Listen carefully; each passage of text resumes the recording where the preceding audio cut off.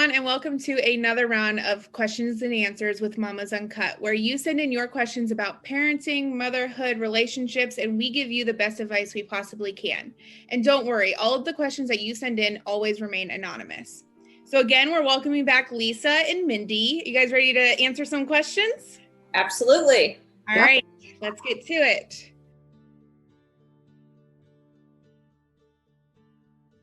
My husband is military, and I had a kid from a previous marriage. So our entire marriage has been stressful on top of me coming up pregnant on month 1 of our marriage. We have been married for 5 years now. I found out he was planning a custody case behind my back with his sister. I am also taking major crap from his sister at the same time. I deal with stress, panic attacks, depression, and he's deployed now. And I found out that he has a secret bank account and secret PO boxes. Now he says he was just mad and he doesn't want a divorce anymore after planning one for over a year, but he's still hiding money.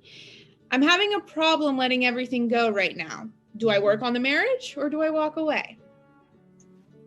Keep having a problem. That's my first advice. Hiding assets is not, I'd rather have somebody cheat on me than hide assets. But that's just me. I can emotionally process the cheating far better than I can handle the hiding of the assets. And let me explain why.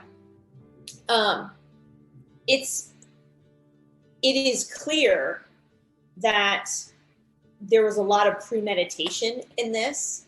And so why would one, and it's unlike in a cheating environment where you can get caught up in the moment or caught up in emotion. This one is much more, I think, Vindictive? Well, it's much more rational and deliberate and specific. And especially since he'd been planning it for that long, I think the only reason he might be saying, let's not get divorced is because he got caught. And I have no confidence that, in 6 or 8 or 12 months, the other shoe doesn't drop, right? He just keeps going down this path. And so now that she knows what his plan was, she can at least get her half. Ultimately, though, I think it comes down to whether, given some of her anxiety issues and some of the challenges she's facing in terms of mental health, is she willing to go it alone, right? But he's deployed, so she should have the confidence to be able to do that because right now she's largely a single mom on a daily basis anyway. And so, feel good that you're handling it today.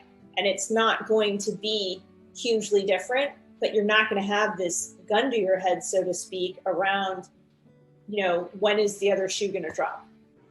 I think I would say that she needs to have a lay it on the table discussion.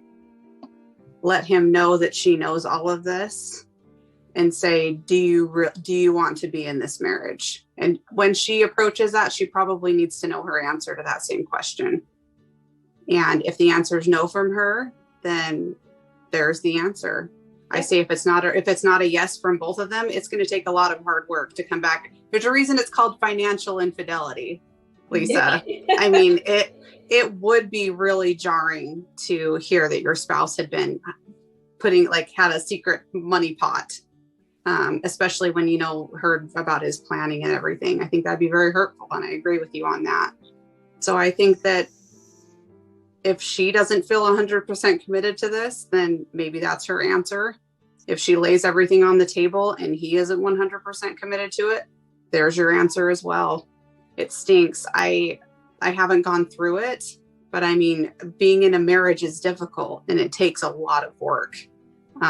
It's so funny you see in movies how everything's the happily ever after you get married, but that's like when the real actual work starts. You have to really start digging in. And that's why I say if they're not both over 100% committed to this marriage, which I know isn't mathematically possible, but 110% or whatever, but they it's not going to work, because marriage under normal circumstances is difficult. And I think that they need to just have a very open and honest conversation, not when she's angry about it, not when she's frustrated and fuming, but set up a time to talk to him about it on Zoom, because he's obviously not there, and just lay it all out there. Well, so I have a question for you on that. How, I think the process of reconciliation when he's deployed is infinitely more difficult. Oh yeah. Right. And, you know, how does he regain her trust through this process in a world where he's not around, right? Mm-hmm.